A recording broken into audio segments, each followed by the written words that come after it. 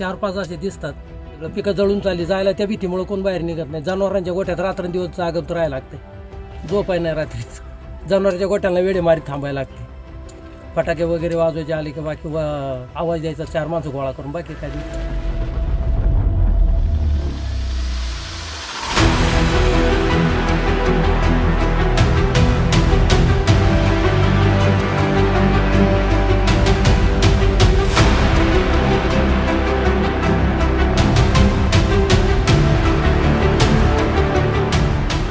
की त्यांचा आदिवास नष्ट झाला आणि त्यांनाही जगायचा अधिकार असल्या कारणाने मोबाईल किंवा मोबाईलवर गाणी लावतात, म्हणजे कळेल आपली जर चाहूल लागली जनावराला तर कुठलं जनावर आपल्या जवळ येत नाही.